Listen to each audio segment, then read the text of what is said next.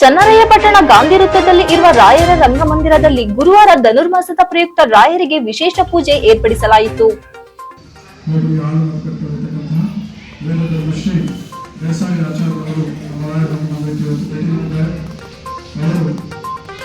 ಸಂಜೆ ಕಾರ್ಯಕ್ರಮದಲ್ಲಿ ಮಂತ್ರಾಲಯ ಮಠದ ಶಿಷ್ಯರಾದ ವೆ ಬ್ರಹ್ಮದೇಸಾಯಿ ಆಚಾರ್ಯರು ಶ್ರೀ ರಾಘವೇಂದ್ರ ಸ್ವಾಮಿಯವರ ಮಹಿಮೆಯ ಬಗ್ಗೆ ಪ್ರವಚನ ನೀಡುತ್ತಾ ಮಾತನಾಡಿ, ಭಕ್ತರು ದೇವಾಲಯಗಳಲ್ಲಿ ಶ್ರದ್ಧೆ ಮತ್ತು ಶುದ್ಧ ಮನಸ್ಸಿನ ಭಕ್ತಿಯಿಂದ ವೈದಿಕ ರೀತಿಯಲ್ಲಿ ಭಗವಂತನನ್ನು ಪ್ರಾರ್ಥಿಸಿ, ಲೌಕಿಕವಾಗಿ ಪ್ರಾರ್ಥಿಸಬೇಡಿ ಹಾಗೂ ಭಕ್ತರು ಮುತ್ತು ಕೊಟ್ಟು ಎಂಜಲು ಮಾಡಿ ದೇವರನ್ನು ಪ್ರಾರ್ಥಿಸಬೇಡಿ.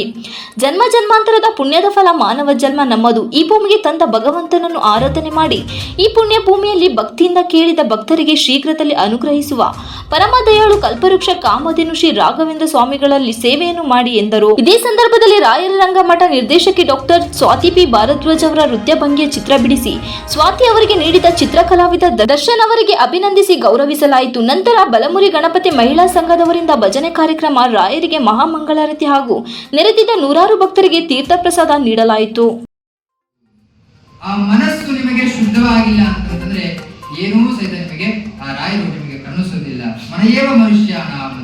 ಅದೇ ರೀತಿಯಾಗಿ ವಾಚ, ನೀವು ಯಾವ ರೀತಿಯಿಂದ ನೀವು ಸ್ತೋತ್ರವನ್ನು ಪಠಿಸುತ್ತೀರೋ ಅದೇ ರೀತಿಯಿಂದ ಆ ರಾಯರು ನಿಮಗೆ ಕಾರುಣ್ಯ ಮಾಡ್ತಾರೆ. ಮನಸ್ಸಿನಿಂದ ಭಕ್ತಿಪೂರ್ವಕವಾಗಿ ನಾನು ರಾಯರೇ ನಿಮ್ಮ ಹತ್ರ ಬಂದಿದ್ದೀನಪ್ಪ, ನನಗೆ ಕಾರುಣ್ಯ ಮಾಡಪ್ಪ ಅಂತ ಹೇಳ್ಬಿಟ್ಟು ಅವರಿಗೆ ನಾವು ನಮಸ್ಕಾರ ಮಾಡ್ಬೇಕಂತ. ಆ ಭಕ್ತಿ ಅಂತ, ಭಕ್ತಿನಲ್ಲಿ ಎರಡು ತರವಾದಂತ ವಿಧ. ಯಾವುದು?